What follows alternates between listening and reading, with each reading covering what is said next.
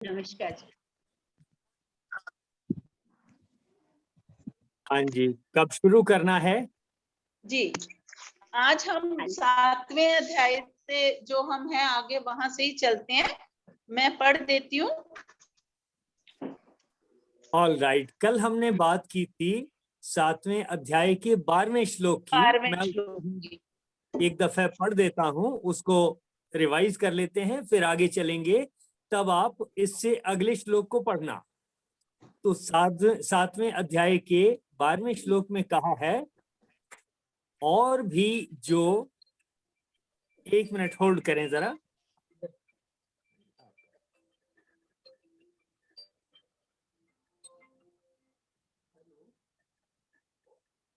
और भी जो सत्वगुण से उत्पन्न होने वाले भाव हैं, और जो रजोगुण तथा तमोगुण से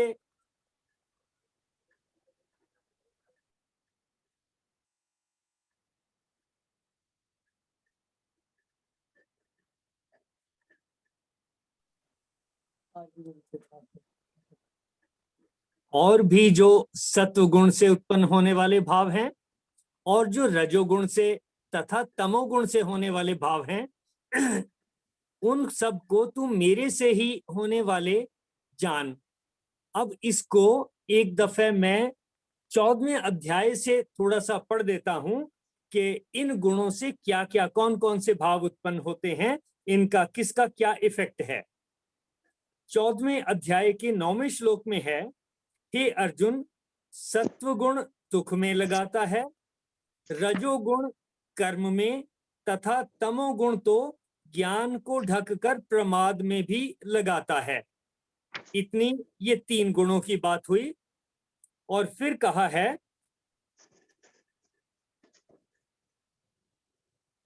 रजोगुण के बढ़ जाने पर लोभ, प्रवृत्ति, स्वार्थ बुद्धि से कर्मों का सकाम भाव से आरंभ, अशांति और विषयों की लालसा, ये सब उत्पन्न होते हैं।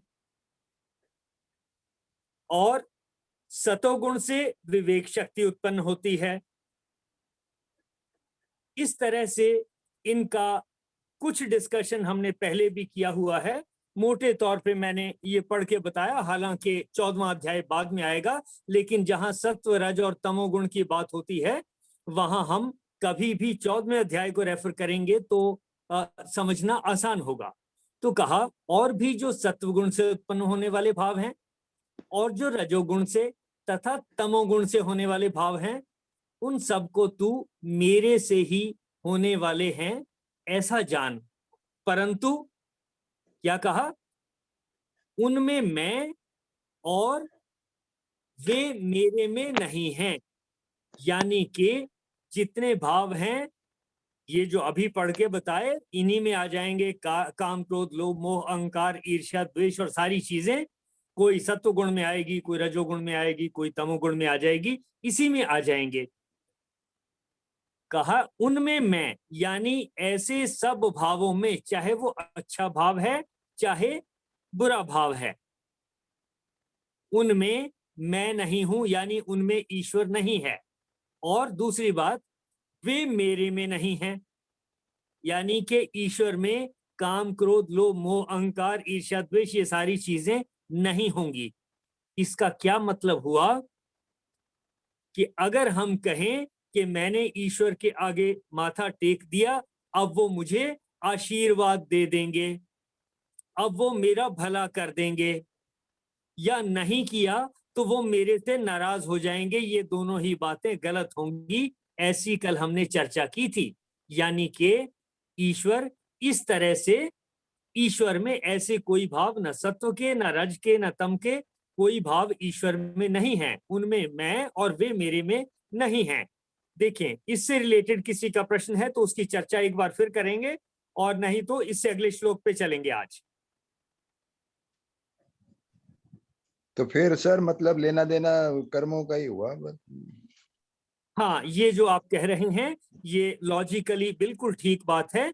इस श्लोक से हमें समझ में आता है कि परमात्मा का कोई श्राप हमारे ऊपर नहीं है, कोई परमात्मा हमारे ऊपर गुस्सा नहीं कर रहा है, चाहे हमने भला किया चाहे बुरा किया, ईश्वर हमारे ऊपर नाराज नहीं है, ईश्वर हमारे से खुश भी नहीं है, क्योंकि ये सारे गुण ईश्वर में नहीं है और ईश्वर इन गुणों में नहीं है। और जो बात आपने कही कि फिर सब कुछ जो कुछ है हमारे जीवन में हो रहा है वो सब कर्मों का ही लेना देना है, ये ठीक लॉजिकल कंक्लूजन निकलता है, ठीक बात लगती है ये।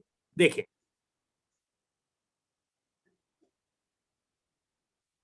हाँ जी, और किसी का कोई पॉइंट? चलें श्लोक नंबर 13 पे चलते हैं। भगवान जी का इतना जो पूजा पाठ मंदिर वगैरह ये सब इतना कुछ ये किस लिए? फिर से बोलें। इतना पूजा पाठ मंदिर मस्जिद वगैरह ये सब किस लिए? हाँ देखें, पूजा पाठ के बारे में वेदों में जो कहा गया है कि अगर आप देवी देवता की किसी की पूजा करते हैं, उनका जो विधान है, उनकी पूजा करने से जो फल वो दे सकते हैं वो जल्दी मिल जाते हैं, ऐसी चर्चा, ऐसी बात भगवत गीता में भी कही गई है।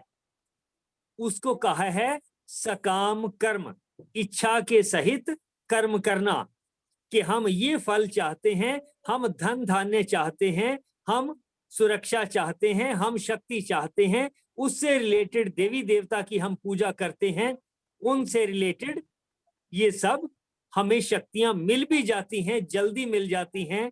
ऐसी बात ऑलरेडी कही है, वेदों में ये बातें कही हैं। लेकिन यहां 1 मिनट होल्ड करें जरा।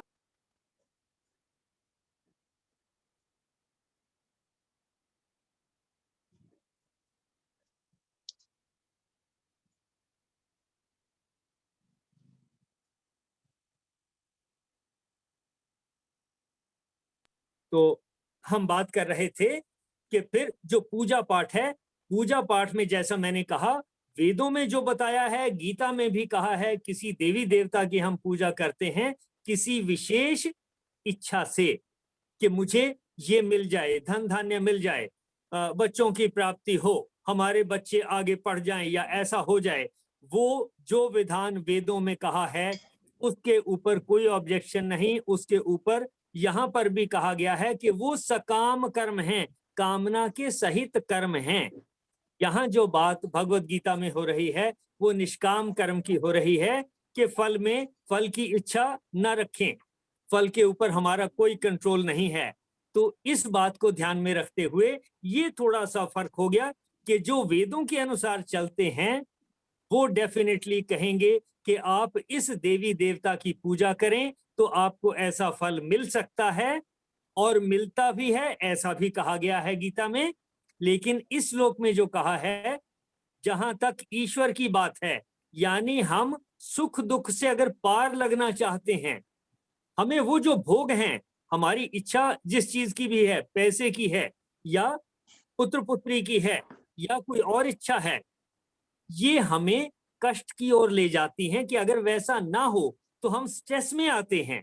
यहां जितनी योग की बात हो रही है ये है कि निष्काम कर्म, आप कर्म करें लेकिन फल जो भी आए उसमें संतुष्ट रहें और ये महसूस न करें, यहां जो बात कही कि उनमें मैं और वे मुझ में नहीं हैं, यानी कि ईश्वर नाराज हो जाएगा या कोई देवी देवता दे तो सकते हैं लेकिन नाराज हो जाएंगे, ऐसा नहीं। ईश्वर की कोई भी शक्ति हमसे नाराज नहीं हो सकती कि हमने अगर उसकी पूजा नहीं की, उसकी पूजा कर दी देवी देवता की तो उससे फल मिल जाएंगे, ऑल राइट। लेकिन अगर नहीं की तो वो नाराज होकर के मेरा नुकसान कर देंगे, ऐसा नहीं है, क्योंकि ईश्वर और ईश्वर की शक्तियां इस तरीके से प्रभावित हैं ही नहीं। कहा है उनमें मैं और वे मुझ में नहीं हैं। देखें जरा सर, जैसे फिर ये अगर हम जन्म पत्री लेके जाते हैं कहीं दिखाते हैं तो कई बार पंडित बोल देते हैं या टीवी पर भी कई बार पंडित बोलते हैं कि आपको पितृ दोष है, पितृ आपसे नाराज हैं या आपकी कुल देवी आपसे नाराज है, तो ऐसा करोगे तो ठीक हो जाएगा। तो क्या फिर वो मतलब पहली नॉर्मल बात है? हाँ, पहली बात तो जिस विषय की बात आपने की है उस विषय की मेरी बहुत लिमिटेड जानकारी है। मेरी जानकारी हस्तरेखा से है और मैंने जितना स्टडी किया और देखा कि यहाँ से हम पर्सनैलिटी के बारे में पता लगा सकते हैं कि हमारी पर्सनैलिटी कैसी होगी, हमारा स्वभाव कैसा होगा, हमारे में कौन से गुण ज्यादा हैं, कौन से गुण कम हैं, उसके हिसाब से हम अपने आप को इम्प्रूव कर सकते हैं। किसी लेवल तक प्रिडिक्शंस भी हो सकती हैं कि जीवन में इस आयु पे ऐसी कठिनाई आ सकती है। बहुत ज्यादा एग्जैक्ट नहीं हो सकता, लेकिन मोटे तौर पे प्रिडिक्शंस हो सकती हैं कि हाथ की बनावट कैसी है, उंगलियों की बनावट कैसी है, गांठदार हैं या नुकीली हैं या कैसी हैं, इनके बेस पे पर्सनैलिटी का अध्ययन, और इसी तरह से लाइनों के बेस पर, लाइनों को देखते हुए, हाथ के और भागों को देखते हुए कुछ ना कुछ प्रिडिक्शंस की जा सकती हैं। ऐसे ही जो लोग ज्योतिष को जानते हैं वो कहते हैं, उनका कहना है कि ज्योतिष में सभी जितने ग्रह हैं, आकाशीय पिंड हैं जो हैं, जिनका गुरुत्वाकर्षण है, जिनकी रोशनी है, उनका असर हमारे जीवन पर, हमारे रहने सहने पर, हमारी सोच पर और हमारे भविष्य पर भी पड़ता है। ये ठीक, अगर मैं शरीर से कपड़े उतार दूं, मुझे गर्मी लगेगी गर्मी में, सर्दी में सर्दी लगेगी, इसमें कोई दो राय नहीं है।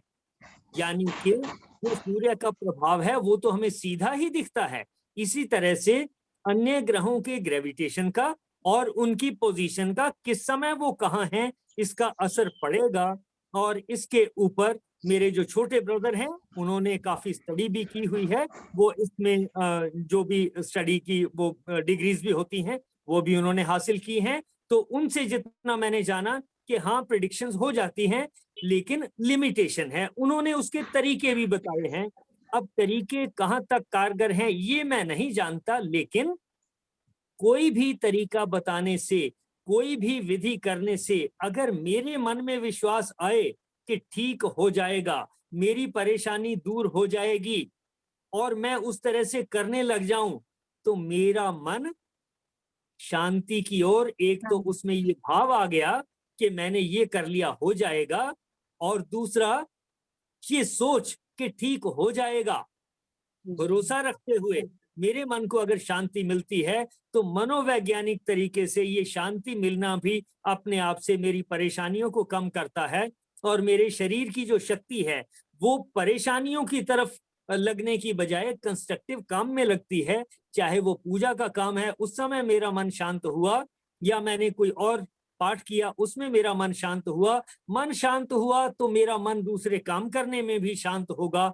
इस तरह से कहा जा सकता है कि ये सारे जितने भी विधान बताए हैं, किसी और तरीके से देवी देवता से असर पड़ता हो या ना पड़ता हो, लेकिन मनोवैज्ञानिक तरीके से जरूर असर पड़ता है। आपको कोई माला जपने के लिए बता दे, कोई मंत्र पढ़ने के लिए बता दे, कोई किताब पढ़ने के लिए बता दे, कोई जप करने के लिए बता दे, कोई किसी और देवी देवता के तरीके बता दे, ये सारी चीजें दूसरे तरीके से कितना असर करती हैं वो मैं नहीं जानता, लेकिन साइकोलॉजिकली, मनोवैज्ञानिक तरीके से डेफिनेटली हमारे जीवन पे असर डालती हैं। और अगर हम बहुत स्ट्रेस में हैं तो कोई भी तरीका अगर हमें मदद करता है उससे लाभ ही होगा, उससे कोई नुकसान नहीं है। हम अगर मनोरोग चिकित्सक के पास भी जाएं तो वो हमसे बात करेगा, कुछ ना कुछ तरीके बताएगा, कुछ दवाई भी देगा, वो भी एक तरीके से कम काफी हद तक तो उनकी डिस्कशंस मनोविज्ञान से रिलेटेड होती हैं, यानी दवाई भी देते हैं, इसके अलावा काउंसलिंग भी करते हैं, उसका भी फायदा होता है। तो ऐसा मेरा मानना है। जो बातें आपने कही, देखें कहां तक आपके सवाल का जवाब मिला। नहीं सर, बिल्कुल ठीक सर, बिल्कुल ठीक सर, थैंक तो यू। सर ये इसमें जैसे होता है, कोई बोलता है जी मतलब हवाई जहाज में जाना था और मिस हो गई फ्लाइट, तो मिस हो गई, बाद में पता चला वो क्रैश हो गया एयरक्राफ्ट, तो ये भी कर्म का खेल है। हाँ, ये ठीक बात है। इस तरीके के जो कॉम्बिनेशंस हैं, कितने कॉम्बिनेशन इस दुनिया में हमारे साथ बंधे हुए हैं, हमारी लाइफ के साथ जुड़े हुए हैं, परमुटेशन कॉम्बिनेशंस का हमें पता नहीं चलता कि किस समय हम किस जगह पर रखे जाएंगे, वो परमुटेशंस में आता है। और कौन कौन से असर हो रहे हैं, किस किस शक्ति का कहाँ असर होना है, क्या प्रोबेबिलिटी बनेगी, परमुटेशन, कॉम्बिनेशन और स्टैटिस्टिक्स, इन 3 चीजों को अगर हम कोई वीडियो देखेंगे या अगर आप पहले से भी जानते हैं तो हमें कुछ ना कुछ पता चलेगा। हमारे जीवन में जितने कर्म हैं उनसे रिलेटेड बहुत सारे परमुटेशन कॉम्बिनेशन बनेंगे। हमारे ऊपर जितने लोगों ने आशीर्वाद दिए हैं उनके भी परमुटेशन कॉम्बिनेशन बनेंगे, और इसी तरह से जितने लोगों ने हमें गालियां दी हैं, श्राप दिए हैं, बुरा कहा है, उनके भी हमारे ऊपर असर होंगे, परमुटेशन कॉम्बिनेशन होंगे, क्योंकि ये अनगिनत हैं। पुराने जन्म के भी हैं, इस जन्म के भी हैं, छोटों के भी हैं, बड़ों के भी हैं, बूढ़ों के भी हैं, जो कुछ नहीं जानते, जिन्होंने वैसे ही गाली दे दी, उनके भी हैं। ये सब अपनी तरह से फोर्स का काम करते हैं। ये सारे फोर्स, कोई इधर को, कोई उधर को, कोई उधर को, इनके कितने कॉम्बिनेशन होंगे, उनका रिजल्टेंट क्या होगा, ये हम जानते नहीं। इसको हम प्रारब्ध कह सकते हैं। या अभी जो आपने चर्चा की कि भाई उसकी गाड़ी छूट गई, जान बच गई, उसके एरोप्लेन का क्रैश हो गया, या इस तरीके की बातें हो जाती हैं, तो गाड़ी छूटने से लोग बचते भी हैं और बैठने से लोग मरते भी हैं। ये सब बहुत तरीके के कॉम्बिनेशन हैं, अनगिनत कॉम्बिनेशन हैं, लेकिन ये है, हो रहा है, हमें ये दिखता है, प्रैक्टिकली ये हो रहा है। और जब हम इसके रूट कॉज में जाते हैं, कारण में जाते हैं, तब हम कर्मों के साथ इसको कोरिलेट कर सकते हैं। कॉज एंड इफेक्ट की चर्चा हमने पहले भी की थी कि ये इफेक्ट दिखाई दिया, इसको पीछे की तरफ जब हम कोरिलेट करेंगे, कहीं पता चलता है कि इसका संबंध कहीं ना कहीं हमारे भाग्य के साथ, हमारे कर्मों के साथ जरूर बंधा हुआ है, हमारे ऊपर किसी की कृपा से बंधा है, या अगर एक्सीडेंट हो गया तो उसके साथ भी बंधा है। वो एक छोटी सी कहानी इसी संबंध में कहता हूँ कि किसी का एक सड़क पे एक्सीडेंट हो गया, उसने हेलमेट नहीं पहना था, स्कूटर से जा रहा था, 2 व्हीलर से जा रहा था। तो लोगों ने कहा कि भाई तू अगर ये हेलमेट पहन लेता तो तू बच जाता। वो कहता है नहीं, बिल्कुल गलत बात कह रहे हो। अगर मैं हेलमेट पहन लेता तो बात और होती, अभी मैं बच गया हूं। वो एक्सीडेंट उधर जरा सा हुआ और मैं बच गया हूं यहां। अगर हेलमेट पहनता तो इतनी देरी हो जाती, तब ये एक्सीडेंट और ज्यादा हो सकता था, तब हो सकता है मैं बचता ही ना। तो लोग इस तरीके से भी कोरिलेशन बना लेते हैं, किसी अच्छी चीज का बुरे उसके साथ, बुरी चीज का अच्छे के साथ। मन को समझाने की बातें हैं, लेकिन ऐसा है, यानी कर्मों का असर है। देखें जरा सर, एक्सक्यूज मी, वो कॉम्बिनेशन कौन सा बताया आपने? परमुटेशन? हाँ, परमुटेशन में कहते हैं कि किसी चीज को कहाँ रखा जा सकता है। और कॉम्बिनेशन का मतलब होता है कि अगर कई चीजें हैं, उनके जोड़ से क्या होगा। ज्यादातर चीजें जो हम कर रहे हैं ये कॉम्बिनेशन से रिलेटेड हैं। हमारा जन्म कहाँ हो रहा है वो परमुटेशन से रिलेटेड है। सो परमुटेशन, कॉम्बिनेशन और इनसे रिलेटेड स्टैटिस्टिक्स, इन तीनों चीजों से रिलेटेड हम मैथमेटिक्स में पढ़ सकते हैं। यूट्यूब के ऊपर इसके वीडियोस में मिल जाएंगे, उनसे कुछ ना कुछ पता लगता है। तो परमुटेशन किसी चीज को कहाँ कहाँ, अगर एक से ज्यादा चीजें हैं, उनको कैसे अरेंज किया जा सकता है, ये परमुटेशन में आता है। यानी ईश्वर के उसमें इतनी जो आत्माएं हैं उनको कहाँ रखा जाएगा, किसका जन्म कहाँ होना है, किस घर में होना है, वो परमुटेशंस में आएगा। और उसकी नॉलेज कैसी होनी है, संस्कार कैसे होने हैं, उसके ऊपर किस किस के आशीर्वाद हैं, उसके ऊपर किस किस के श्राप हैं, उसके अपने कर्म कैसे हैं, ये सारी चीजों के कॉम्बिनेशन, ये कॉम्बिनेशन कंप्यूटेशन, उसमें परमुटेशन एंड कॉम्बिनेशन आएंगे। तो हमारे जीवन में परमुटेशन भी हमारे जीवन से रिलेटेड हैं, कॉम्बिनेशन भी हमारे जीवन से रिलेटेड हैं, और ये इतने हैं कि अनंत होने के कारण हम इनके एग्जैक्ट इफेक्ट का पता नहीं लगा सकते। ऊपर ये आगे भी हम पढ़ेंगे, 3 चीजों के असर होने हैं, सत्व, रज और तम। मेरी पर्सनैलिटी कैसी है, मेरा स्वभाव कैसा है, और मेरे संस्कार कैसे हैं वो, और अब कैसे होंगे, इन तीनों चीजों के ऊपर सत्व, रज और तम, ये तीन की बात हुई। अब मैं कहता हूं सत्व को जरा देखें, क्या सत्व को सत्व है या नहीं है, इतनी बात बन जाएगी। सत्व गुण भी जरा सा सत्व है, थोड़ा ज्यादा सत्व है, उससे ज्यादा है, उससे ज्यादा है, उससे ज्यादा है, कितने में बांटें? हम कंप्यूटर में रंगों को बांटते हैं कि 8 बिट में हुआ या 16 बिट में हुआ। 8 बिट में हो तो एक ही रंग को 256 में बांटा जाता है, 256 लेवल में बांटते हैं। 16 बिट में होगा तो बहुत लेवल हो जाएंगे। और 3 कलर RGB, 3 कलर अगर 256 में बांट दें तो अनंत कॉम्बिनेशन हो जाएंगे। ये तो रंगों के ही कॉम्बिनेशन है जो हम अपने जीवन में ही देख रहे हैं। मैंने कहा सत्व, रज, तम, इनके अनंत लेवल हैं। कोई एक व्यक्ति, किसी एक व्यक्ति में सत्व गुण का लेवल 0 से लेकर अनंत तक हो सकता है, यानी 100% तक हो सकता है। रजोगुण का लेवल 0 से लेकर 100% तक हो सकता है। तमोगुण का लेवल भी 0 से लेकर 100% तक का हो सकता है। ये तो मैं परसेंटेज कह रहा हूं। लेवल कहें तो लेवल कंप्यूटर की लैंग्वेज में 8 बिट का लेवल देखेंगे तो 256, 16 बिट का होगा तो फिर और 64,000 तक, 32 बिट का होगा और आगे तक जाएगा। और इनके अगर कॉम्बिनेशन बनाए जाएंगे, एक शब्द तो आप समझते ही हैं अपने कंप्यूटर्स में, मोबाइल्स में, मिलियंस ऑफ कलर्स। 3 रंगों से या 7 रंगों से सारा कुछ है, बेसिकली 3 रंगों से, रेड, ग्रीन, ब्लू, इनसे चल रहा है। और इनसे हम मिलियंस ऑफ कलर्स की बात करते हैं। सत्व, रज और तम, इनसे मिलियंस शेड आ जाएंगे। और किसी एक की पर्सनैलिटी कैसी होगी ये डिसाइड करना बड़ा मुश्किल हो जाएगा। तब हम कहेंगे कि ये जो इन 3 का कॉम्बिनेशन है ये एक तरीके का माया जाल है, हमारी समझ में नहीं आता। इसी को कहते हैं 3 गुणों वाली माया। यानी किसी व्यक्ति में 3 गुण किस किस लेवल में हैं। मेरे में एक लेवल है, आप में इन तीनों के कोई और लेवल होंगे।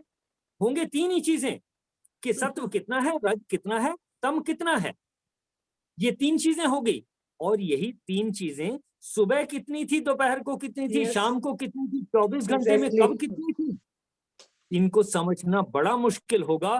तब कहते हैं कि ये त्रिगुणमयी माया है, 3 गुणों की माया है। क्यों हो गई माया कि ये 3 नहीं रहे, हर एक गुण में अनंत लेवल, और इनके कॉम्बिनेशन मिलाएंगे तो अनंत अनंत अनंत लेवल, बहुत ज्यादा लेवल हो जाएंगे।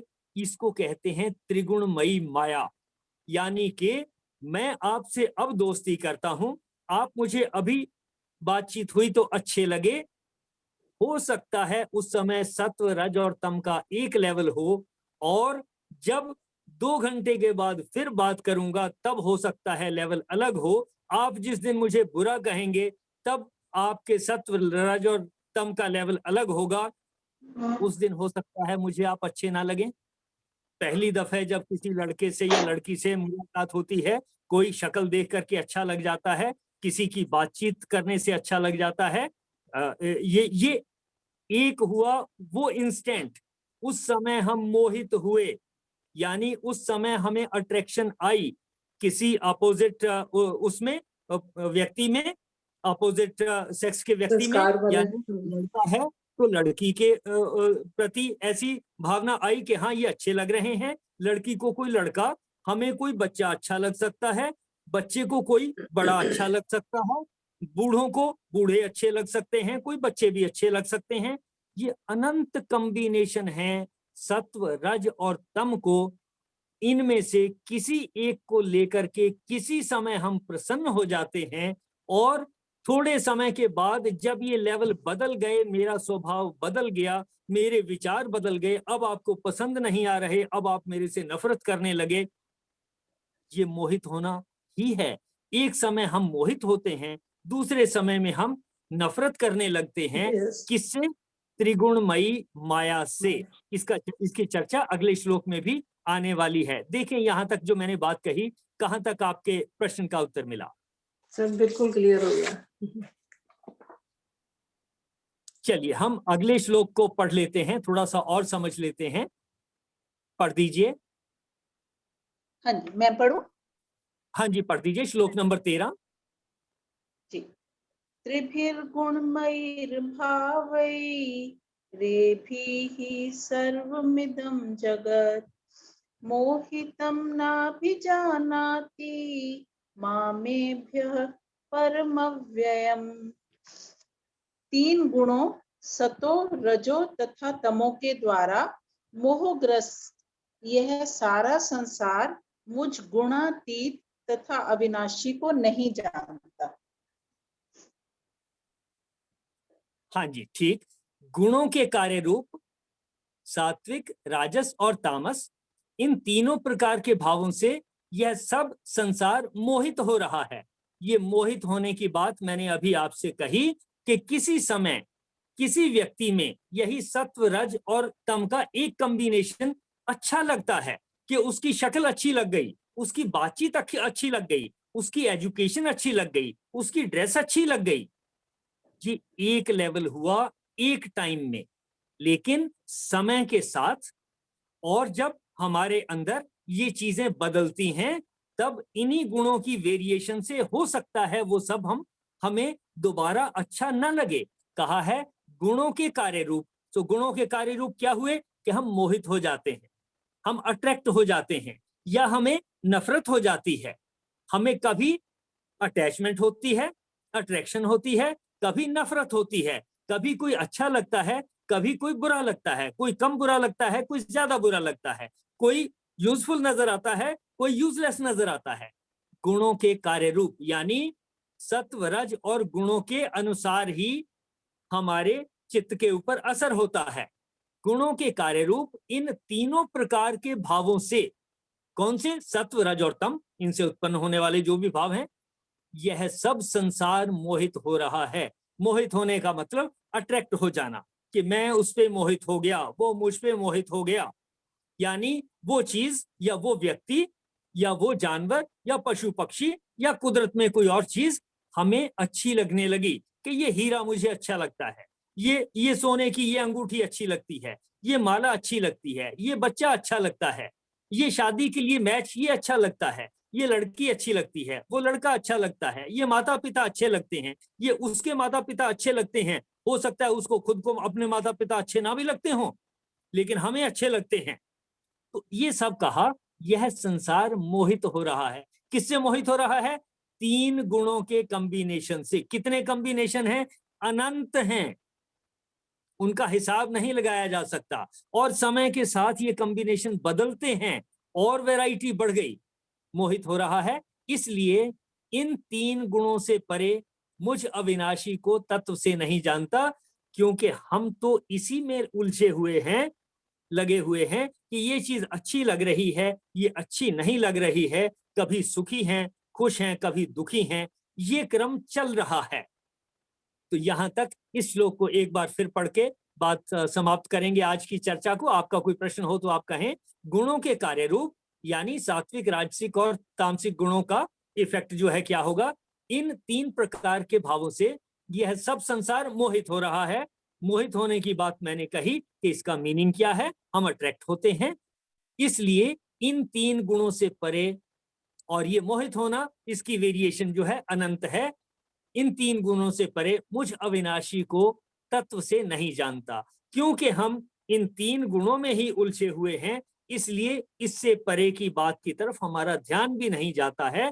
फिर भी गीता को पढ़ते हुए कहीं ना कहीं हमारी चर्चा आती है। लेट अस सी कहां तक हम आगे पहुंचते हैं। आज की चर्चा यहीं तक रखेंगे। किसी का कोई प्रश्न है तो कहें। हरिओम जी। हरिओम। मेरा प्रश्न है, आज से नहीं, जो कल चर्चा हुई थी उससे संबंधित है। हाँ स्वामी दयानंद ने ईश्वर को डिफाइन करते हुए कहा है कि ईश्वर सच्चिदानंद स्वरूप है, निराकार है, सर्वशक्तिमान है, न्यायकारी है। मेरा ख्याल न्यायकारी से आप नहीं, न्याय नहीं करता है। दयालु, अजन्मा, अनंत, निर्विकार, अनादि, अनुपम, सर्वाधार, सर्वेश्वर, सर्वव्यापक, सर्वांतर्यामी, अजर, अमर, अभय, नित्य, पवित्र और सृष्टि करता है। 20 गुण गिनाए हैं प्रभु ईश्वर के। इसमें से आपके जो कल हमने श्लोक पढ़ा था उसमें से कितने एग्री होते हैं और कितने इसमें डिसएग्रीमेंट है, ये जानना चाहूंगा। देखिए, सर्वशक्तिमान है, उसी से सारा जगत चल रहा है, उसी से सब कुछ हो रहा है, सारे गुण उसी से आ रहे हैं। ये सारी, इनमें तो कोई डाउट वाली बात है ही नहीं कि सारा संसार उस शक्ति से चल रहा है, जिससे चल रहा है उसी का नाम ईश्वर है। और वो अपनी शक्ति सबको बराबर देता है, यानी समभाव वाला हो गया। किसी से शत्रुता नहीं है, सबका मित्र ही हो गया, यानी किसी से किसी के ऊपर वो क्रोध नहीं होगा करेगा, कुपित नहीं करेगा, किसी के साथ भेदभाव नहीं करेगा और किसी को ऊंचा नीचा नहीं करेगा। इस तरीके की सारी बातों में कोई डाउट वाली बात नहीं है। कल जो हम चर्चा कर रहे थे उसको एक बार फिर पढ़ दूं। कहा है सत्व, रज और तम से उत्पन्न होने वाले जितने भाव हैं वो उस ईश्वर की शक्ति से ही उत्पन्न होते हैं, लेकिन वो ईश्वर में और ईश्वर उनमें नहीं है। सत्व से जो भाव उत्पन्न होते हैं वो अच्छे काम करने के भाव उत्पन्न होते हैं। रजस से जो भाव उत्पन्न होते हैं वो लालच के, चालाकी के, इस तरीके के एडमिनिस्ट्रेशन के भाव उत्पन्न होते हैं। तमस से जो भाव उत्पन्न होते हैं वो थोड़े निम्न श्रेणी के, कि भाई हाँ, हालांकि उसकी भी वेरिएशन की चर्चा हमने की हुई है। तो ये सारी चीजें जो हमने जानी, इनसे इतना पता चला कल के श्लोक से कि वो जो भाव हैं ईश्वर में, वो भाव नहीं हैं। यानी ईश्वर उन भावनाओं से किसी के प्रति क्रुद्ध हो जाएगा, किसी के प्रति आशीर्वाद दे देगा या उसको माला माल कर देगा, ऐसा नहीं है।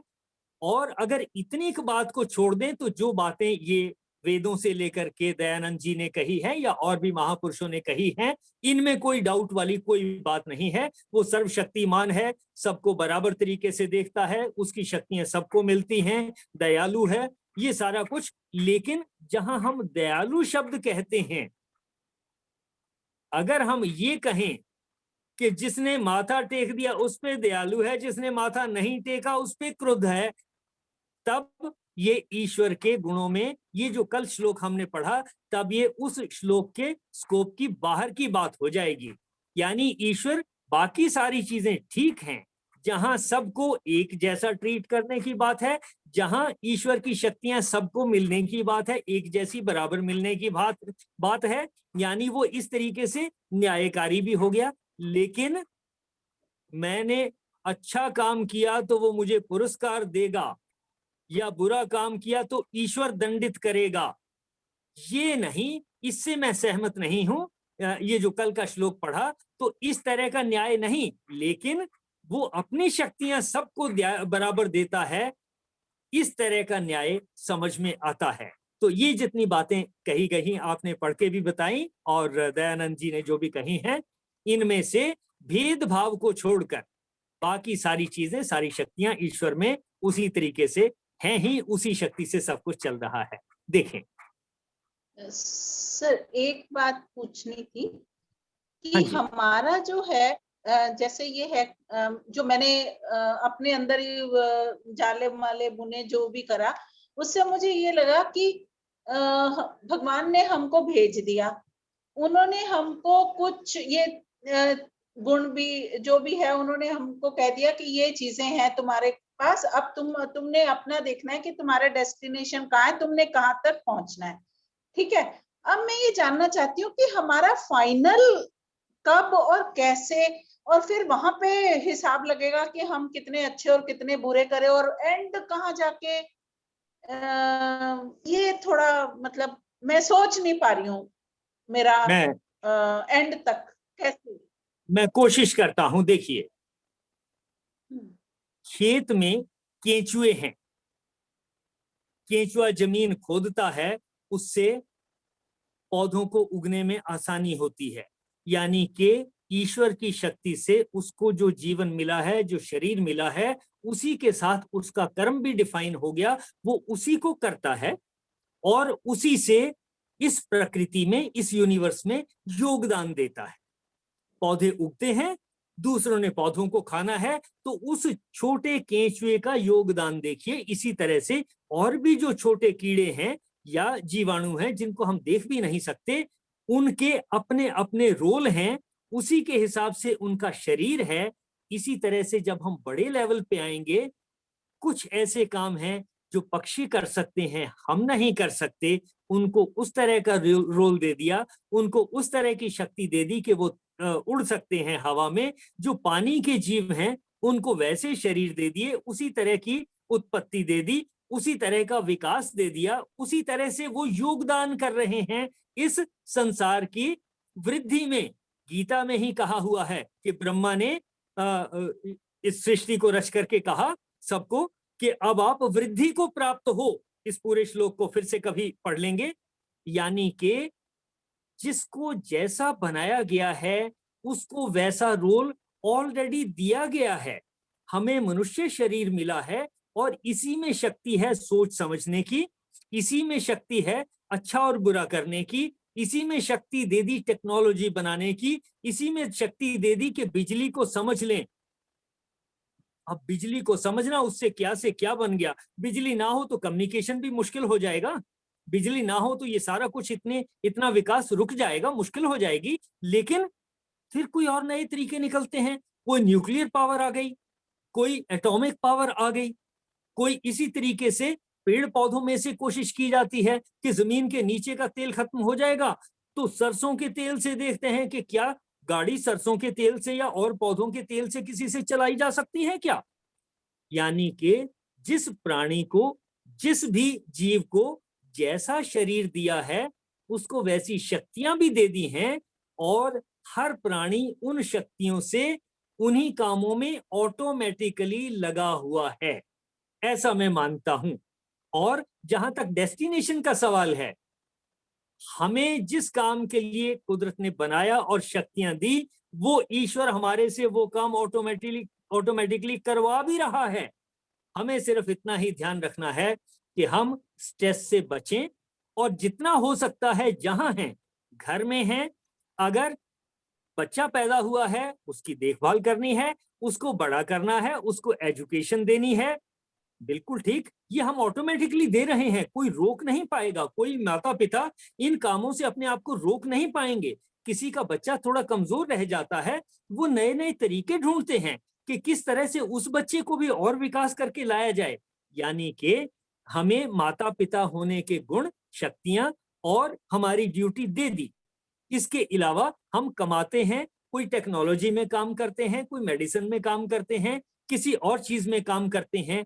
ये जमीन पर रहते हुए इस जीवन में जो हमारे पास शक्ति है और जो हमारे काम हम कर रहे हैं, इन्हीं कामों के लिए हमें कुदरत ने बनाया है। ये तो पहली बात समझ में आनी चाहिए। ये नहीं हो सकता कि ये शक्तियां दे दी, ये मैं कर भी रहा हूं और मैं कहूं इनके लिए तो मुझे नहीं बनाया, किसी और चीज के लिए बनाया है जो मुझे पता भी नहीं है। ये थोड़ा सा मुश्किल वाली बात होगी। तो पहली चीज जो समझ लेने वाली बात है, जो हमें शरीर दिया और इसके अनुसार आमतौर पे स्टैटिस्टिकली सब लोग नेचुरली जो कुछ कर रहे हैं उसी के लिए हमें बनाया गया है। इसी में जो एडवांसमेंट्स कर रहे हैं इसी के लिए हमें बनाया गया है। हम इसी में रुकावट होने की बजाय सहयोग करें, इसी के लिए हमें बनाया गया है। दूसरे जीवों को हम बढ़ने के लिए सहयोग करें, हम उनको कष्ट ना दें, उनको पीड़ा ना पहुंचाएं, इसी के लिए हमें बनाया गया है। ऐसा मेरी समझ में आता है। और मन को शांत रखें तो फिर अगला जन्म जो मिलना है वो इसी में और वृद्धि के लिए मिल जाएगा।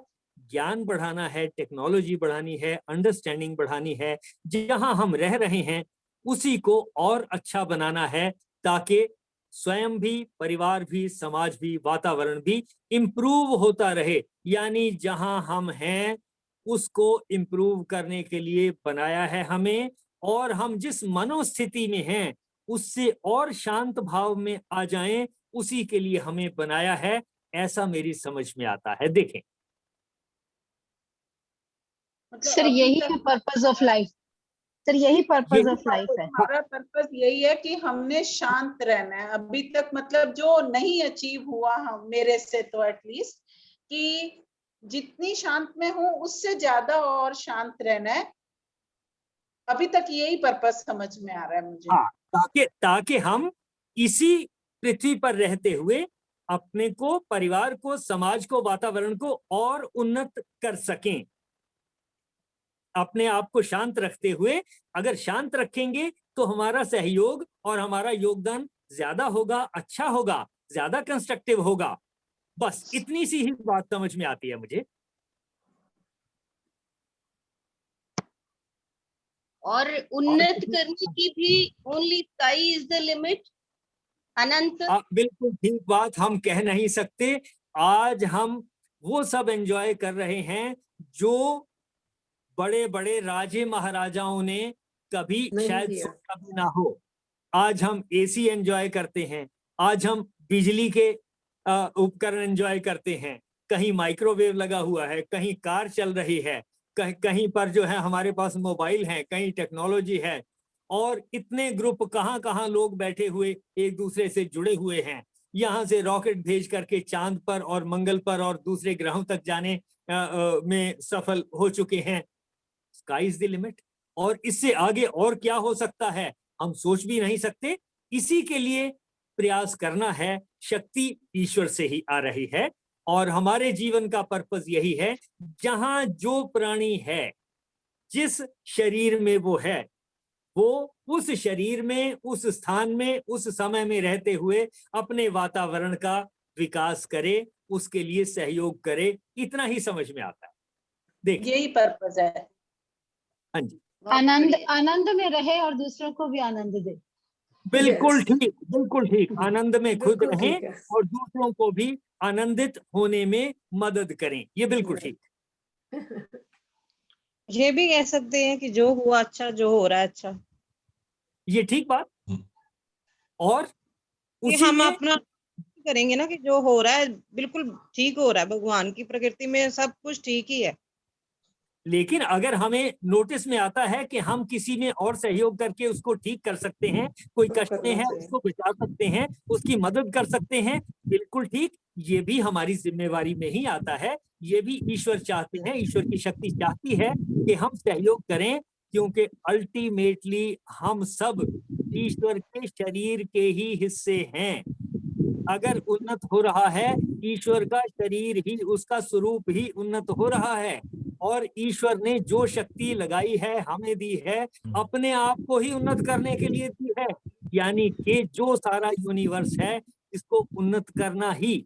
अब मैं यहाँ बैठा हुआ, चांद पर तो चलो हम चले गए, वहां की उन्नति कुछ ना कुछ करेंगे, मंगल तक चले गए, करेंगे, किसी और ग्रह तक चले गए, लेकिन अनंत तक हो सकता है हम ना जा पाए। पर हम जहाँ हैं, जिस परिवार में हैं, जिस समाज में हैं, जिस वातावरण में हैं, हम उसको डेफिनेटली और उन्नत कर सकते हैं। ये हमारी जिम्मेवारी में बनेगा और इस तरह करते हुए हम ईश्वर को ही उन्नत कर रहे होंगे। देखें, अपना सहयोग इसका मतलब बनता रहे, हमारा देते रहे, हम सहयोग देते रहे। बिल्कुल ठीक, सहयोग बनता है, बिल्कुल ठीक। चलिए, मेरे ख्याल से आज की चर्चा यहीं तक रखते हैं। 6:42 हो गए हैं। बाकी की चर्चा कल पे छोड़ते हैं, संपूर्णता की ओर बढ़ें। राणा जी देख लें। हाँ जी, कुछ बात करना चाहेंगे? हाँ जी, कह सकते हैं। राणा जी सभी को नमस्कार। है क्या? हाँ जी, हाँ जी, हाँ जी, नमस्कार सभी को। नमस्कार जी। नमस्कार जी, नमस्कार। आज की चर्चा बड़ी मजेदार रही है। और मैं पहले तो इस बात पे आऊंगा कि किसी बहन ने पूछा था कि पूजा पाठ का लाभ क्या है, उसकी जरूरत क्या है, और एक बात आई थी कि क्या ज्योतिष का कोई रोल है कि नहीं है। हमारे वेदों का जो मेन पार्ट है वो कर्मकांड है। वेदों में जो मेजर पोर्शन है वो कर्मकांड से संबंधित है, और जो लास्ट वाला पार्ट है जिसे वेदांत कहा गया है, उसके अंदर ज्ञान के ऊपर चर्चा है, जिसमें हमारे उपनिषद वगैरह आते हैं, ये 108 उपनिषद, ये सब वेदांत में आते हैं। तो जो कर्म कांड का पार्ट है उसमें बहुत तरीके बताए गए हैं कि how to improve our current life, मतलब जो हमारा आज का जीवन है, जो इस समय का जीवन है, इसको हम कैसे बेटर बना सकते हैं। तो कर्म कांड में ज़्यादा जिसमें पूजा पाठ भी है, जो सकाम वाले जो सूत जी ने बात कही थी, तो और उसमें किस किस तरह अलग अलग तरह के देवताओं को इन्वोक करके उनसे हम सिद्धियां या कुछ लाभ प्राप्त कर सकते हैं। मेजर पोर्शन जो है वेदों का वो इस बात के ऊपर डिवोटेड है, क्योंकि इसका कारण भी मैं कहीं एक स्वामी जी से का प्रवचन सुन रहा था, उन्होंने बताया, वो रामकृष्ण परमहंस जो सोसाइटी है उन्हीं के ही स्वामी जी थे वो, तो उन्होंने कहा कि जो ज़्यादातर जनता है, पब्लिक है, वो अभी सिर्फ और सिर्फ अपने हालात को उभारने में, इम्प्रूव करने में उसका ज़्यादातर टाइम लगता है, और ज़्यादा उनके फोकस जो है वो इसी बात के ऊपर है कि अपने हालात को, अपनी करंट लाइफ को कैसे बेटर किया जाए। इसीलिए वेदों का मेजर पोर्शन इसी बात के ऊपर डिवोटेड है। तो फिर बात आई कि ये गीता में भी पहले भी मैं बात कर चुका हूँ कि बहुत कम लोग हैं जो इससे आगे जिज्ञासु बनकर आगे बढ़ने की सोचते हैं। जो करंट लाइफ है जो चल रही है, कि क्या इससे आगे भी कुछ है, सुख दुख से परे भी कुछ है, हानि लाभ यश और ये जो जितने भी द्वंद्व हैं दुनिया के, जिन्हें पेयर ऑफ अपोजिट्स कहते हैं, कि क्या इनसे परे भी है। जब ये जिज्ञासा आदमी के मन में उत्पन्न होती है तब वो फिर अध्यात्म की ओर चलता है, और जब वो अध्यात्म की ओर चलता है फिर उसका, गीता में भी बात आई कि निष्काम कर्म, फिर वो इन चीजों से परे उठने की या अलग होने की या ऊपर उठने की कोशिश करता है। फिर पेयर ऑफ अपोजिट क्या कह दिया सर आपने? पेयर ऑफ अपोजिट क्या कह दिया आपने? पेयर ऑफ अपोजिट का मतलब है सुख, उसका अपोजिट दुख, यश अपमान, लाभ हानि, ठीक है ना जी? ठीक है। ये सारे मान अपमान, यश अपयश, ये सारे के सारे मतलब जो इसको हम सांसारिक द्वंद्व कहते हैं या पेयर ऑफ अपोजिट्स कहते हैं। और ज्यादातर मनुष्य जो हैं वो इन्हीं में ही उलझे रहते हैं। जो त्रिगुणात्मक माया की बात आती है वो यही है कि मनुष्य को माया की शक्ति जो है इन्हीं चीजों में उलझा के रखती है, कि हमारे साथ कुछ भी हो रहा है हम बहुत जल्दी हर्ट हो जाते हैं या बहुत जल्दी खुश हो जाते हैं, ठीक है। हमें कुछ मिल गया हम बहुत प्रसन्न हो गए, कुछ ना मिला तो दुखी हो गए, किसी ने कुछ कह दिया अपमानित हो गए, किसी ने प्रशंसा कर दी तो बहुत खुश हो जाते हैं, बड़ा अच्छा लगता है। तो मतलब ज्यादातर हमारा जो जीवन है इसी में ही उलझा हुआ है।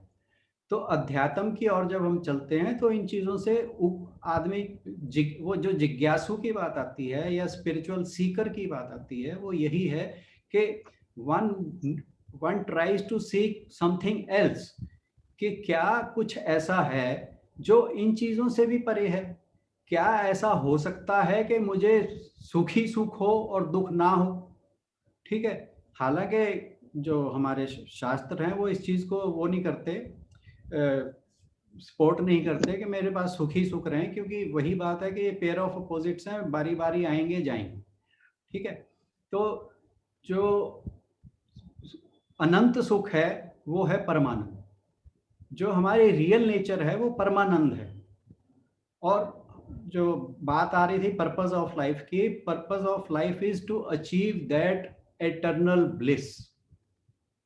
उस परमानेंट सुख को कैसे प्राप्त किया जाए, ये ही इस जीवन का लक्ष्य है। और इस लक्ष्य की ओर सिर्फ वही सोचता है जो अध्यात्म की ओर जाता है। जो सिर्फ सुख और दुख के चक्कर में रहेगा वो परमानेंट ब्लिस के ऊपर नहीं सोच सकता, वो परमानंद के बारे में नहीं सोच सकता। परमानंद क्या है? परमानंद जो है वो ईश्वर का ही रूप है, ब्रह्म, जिसे हम कहते हैं आत्मज्ञान होना, एनलाइटनमेंट होना, या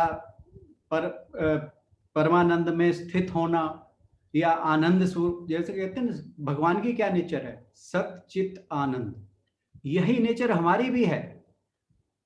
हमारी भी सतचित, जो हमारा रियल सेल्फ है उसकी नेचर सतचित आनंद ही है, परंतु माया के आवरण के कारण, अविद्या के कारण हम नहीं जानते कि हम सच्चित आनंद हैं। और जो हम दुख सुखों के पीछे भागते हैं उसका कारण भी यही है कि हमारी जो आत्मा का स्वरूप है वो आनंदमय है, इसीलिए हम आनंद के ही पीछे भागते हैं। चाहे वो अध्यात्म में लगा हुआ मनुष्य है, चाहे वो अध्यात्म में नहीं लगा हुआ, उसका हमेशा का लक्ष्य यही रहता है कि मुझे किसी तरह सिर्फ आनंद ही प्राप्त हो, मुझे दुख की कभी प्राप्ति ना हो। ये इसका कारण सिर्फ एक ही है कि हमारा जो वास्तविक स्वरूप है वो आनंदमय है, इसीलिए आदमी पैदा होने से लेके मरने तक सिर्फ आनंद की खोज में ही लगा रहता है। यही कारण है कि परंतु उस आनंद, वो आनंद मिलता क्यों नहीं है? क्योंकि जो त्रिगुणात्मक माया है वो आदमी को इन चीजों से ऊपर सोचने नहीं देती। वो ये त्रिगुणात्मक माया के कारण, राग द्वेष के कारण हम सारा दिन संसार के चक्कर में घूमते रहते हैं, संसारिक चीजों के ऊपर हमारा अटैचमेंट रहता है उन्हें। अब जैसे आप ये देखिए कि मेरे पास स्कूटर है, ठीक है, मेरी नेक्स्ट इच्छा होती है कि मुझे कार मिल जाए। क्यों मिल जाए? क्योंकि उससे मुझे खुशी मिलेगी। मतलब man always tries to seek happiness.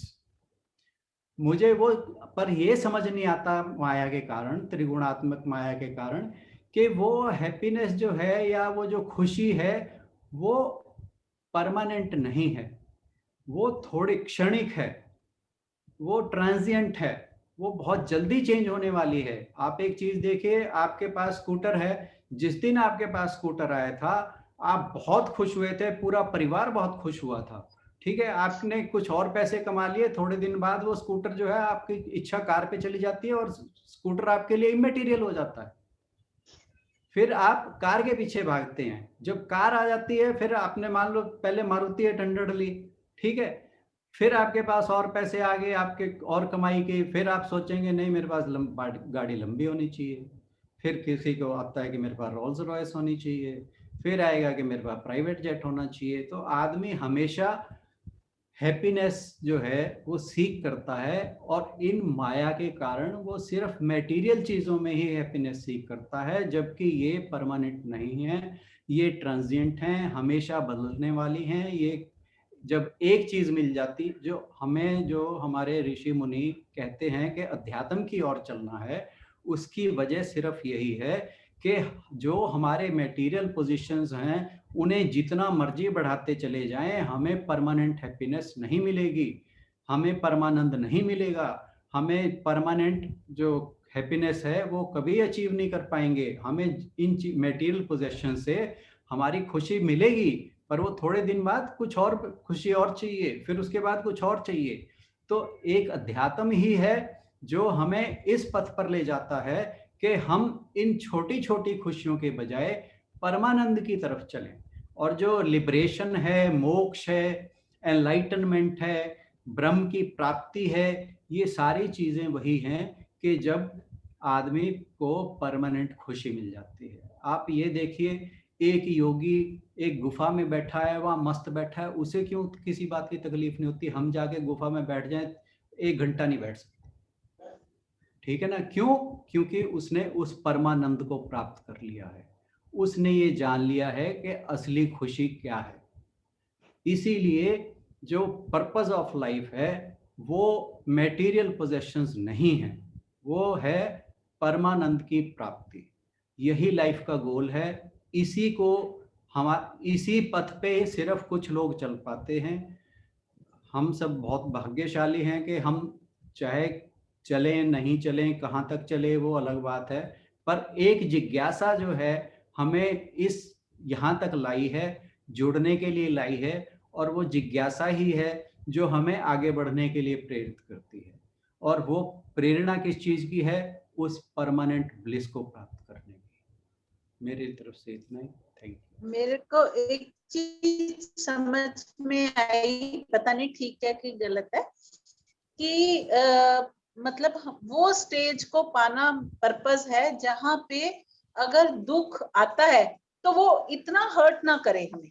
दुख आएगा, ठंड लगेगी तो लगेगी ना बॉडी को, वो एक अलग चीज है, या तकलीफ आएगी, चोट लगेगी तो होगा दर्द, लेकिन उतना हर्ट ना करे जितना आज कर रहा है। ये उस प्रोग्रेशन स्टेज पे होगा। आना है कि हर्ट ना करे दुख। हाँ, नहीं, ये इसको कहेंगे हम प्रोग्रेशन। हम इसमें कहेंगे कि हम डेवलप हो रहे हैं, हम ग्रो कर रहे हैं, ठीक है। परंतु जो परमानेंट ब्लिस या ब्रह्म्स प्राप्ति वाली कहानी है, वहां आप हर्ट फील ही नहीं करेंगे, आपके लिए हर्ट इमेटीरियल हो जाएगा। पर सुनो, जब बॉडी कम को कम चोट लगेगी कम तो वाली जो दर्द होगा कम ना। वाली जो बात है ना, जो कम वाली बात है, इसका मतलब है वी आर ग्रोइंग, पर उस स्टेज से अभी दूर है जब हमें इन चीजों से फर्क ही नहीं पड़ेगा।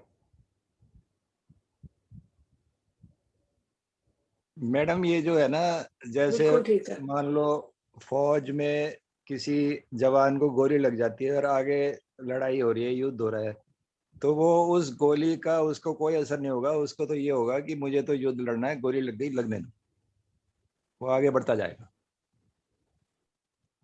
उस टाइम उसका लक्ष्य वही है।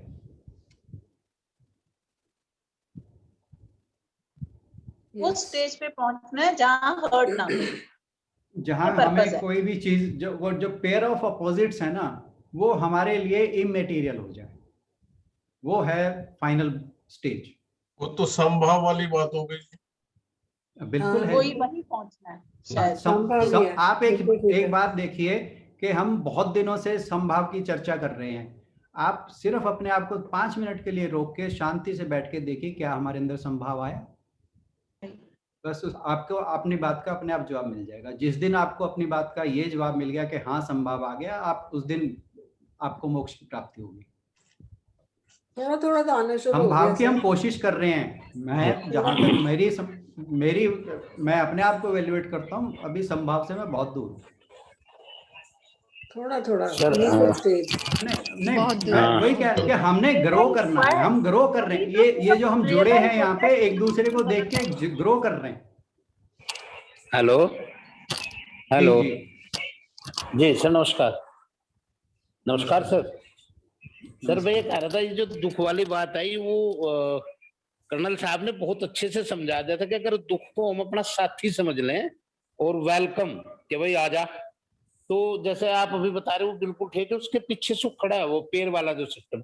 और दुख को हम पहले दुखी हो जाएं, दुख आ गया भगा दो, दुख ऐसे, तो दुखी हो जाएंगे, ज्यादा दुखी हो जाएंगे। ये मेरी समझ में आया कि दुख आए तो वेलकम, हाँ भाई आएगा ही, अब उसके साथ लड़ना है, तो वो फिर कोई दुख नहीं रहा। और बस थोड़ा थोड़ा सा आगे फिर समझ ही रहे। ये मैं कह रहा था, कहाँ तक सही है। त्यागी साहब, बुलाने से तो कुछ नहीं आता जी सर, बुलाने से तो कुछ नहीं आता है। नहीं बुलाना नहीं सर, जैसे आया, बुलाने से कोई नहीं आता सर। अब कोरोना आया, मैं 1 महीना पढ़ा रहा, लेकिन अब मैं अपने अगर बताऊं, और उसमें मैं लगातार जुड़ रहा हूँ। और मैंने मेरा एक सिद्धांत है, वो आर्मी से रहा, मैं 4 बजे उठता हूँ सुबह। मैं बराबर उठा और नहाया, प्रतिदिन नहाता हूँ, फिर मैं अपना थोड़ा मेडिटेशन में बैठता हूँ, गायत्री मंत्र की जाप करता हूँ मैं, और सब कुछ किया मैंने। अब वो कौन सी टैबलेट थी, पैरासीटामोल डोलो, वो मेरा बेटा ला के देता रहा सर, और मैं इस गीता को सुनता रहा। मेरी जिज्ञासा रही कि मैं बैठ जाऊं, सुन लेंगे। थोड़ा हरारत आई, कमजोरी आई, और कहीं नहीं गए, हॉस्पिटल में भी ठीक हो गए, फिर वापस ड्यूटी पे चले गए। मतलब आता है तो। Thank you sir. ये सीओ साहब से मिला तो ये 20-22 साल से जो।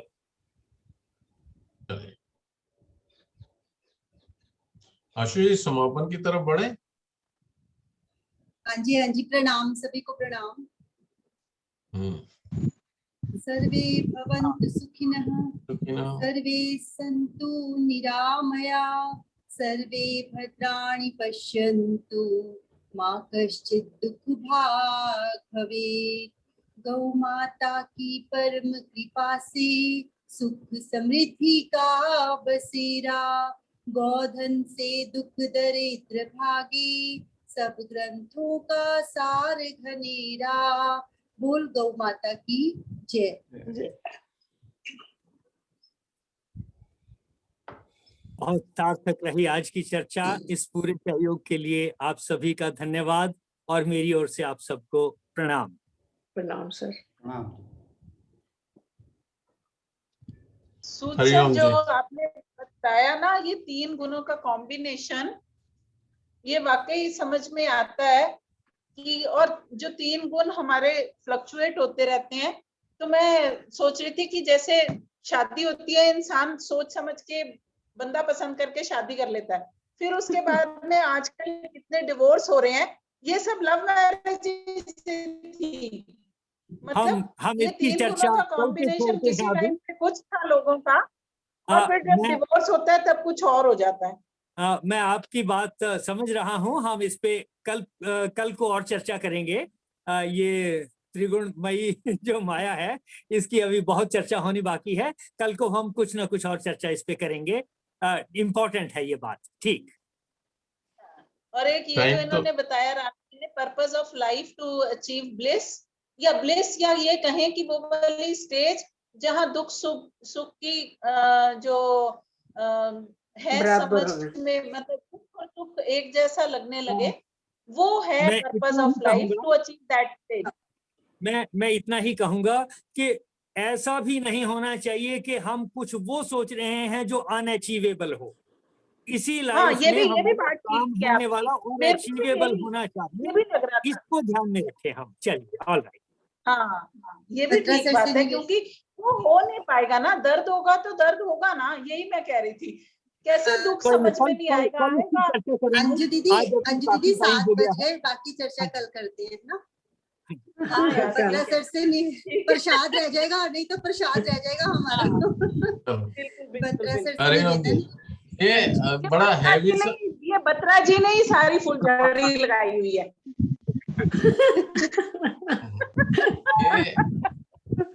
जीवन का उद्देश्य, प्रभु के गुण, ईश्वर के गुण, ये सब थोड़ा सा हैवी हो जाता है। एक दिन में ज्यादा डोज नहीं ली जा सकती है, इसको आहिस्ता आहिस्ता पचाना पड़ता है। मैं आपको एक हल्की फुल्की सी डोज देता हूँ, बहुत हल्की है और बड़ी काम की चीज है।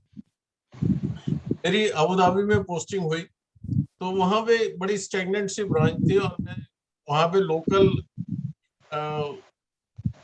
लोकल एम्प्लॉय रिक्रूट करते थे, और वहीं पे उनकी सर्विसेज होती थी। तो कुछ एक्सपेरिमेंट करने के लिए मौका था, तो मैंने एक एक्सपेरिमेंट किया छोटा सा। मैंने सबको ये कहा कि जब भी आपने फोन उठाना है, तो फोन उठाते सर हेलो नहीं बोलनी है। 20 मिनट 20 सेकंड उसको अपने हाथ में रखना है, और आपने मुस्कुराना है, और फिर हेलो बोलनी है। यू वोंट बिलीव कि वो मुस्कुराहट जो है, वो टेलीफोन की लाइन से जो है, वो फोन करने वाले तक पहुंचती थी। This is very true sir, बिल्कुल ठीक है। और उसका बिजनेस के ऊपर इतना पॉजिटिव इम्पैक्ट पड़ा कि यानी कहना मुश्किल है फिगर्स में, लेकिन बहुत पॉजिटिव रिस्पांस मिला। लोग आके भी कहते थे क्या हो गया तुम्हारे स्टाफ को यार, तो बड़े प्यार से बात करते हैं मुस्कुराहट से, और हम तो यहाँ पे खुल के हंसते हैं। तो ये हंसना जो है ना, ये अपने तक लिमिट नहीं रखें, ये चारों तरफ बंटना चाहिए, और अपने आप बटेगा। लेकिन आप खुल के हंसे तो सही, मुस्कुराए नहीं, यहाँ पे खुल के हंसना है और चारों तरफ बांटे।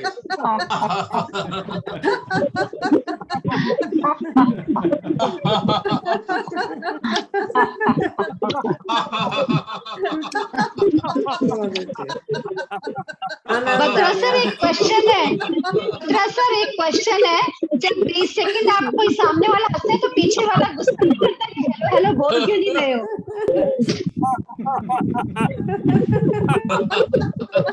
ओके सर, ओके जी, ओके जी।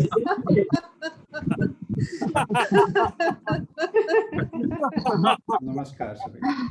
आप भी करिए, जब भी किसी का भी फोन बजे पहले मुस्कुराइए, अब फिर फोन उठाइए, फर्क पड़ेगा। बहुत प्रैक्टिकल नुक्ता है, बहुत अच्छी बात। हाँ आप समझ आ गए, आप समझ आ गए। उठाने से पहले मुस्कुराना है, मैंने कहा उठाने के बाद मुस्कुराते रहेंगे तो पीछे वाला तो वेट करता रह जाएगा। तो वो गुस्सा कर देगा, इसको क्या हुआ, बोल ही नहीं रहा। उसका मीटर घूमने लगेगा। पहले मुस्कुराइए फिर उठाइए। ओके जी, okay sir, thank you very much. Thank you very much. Thank you so much, thank you all.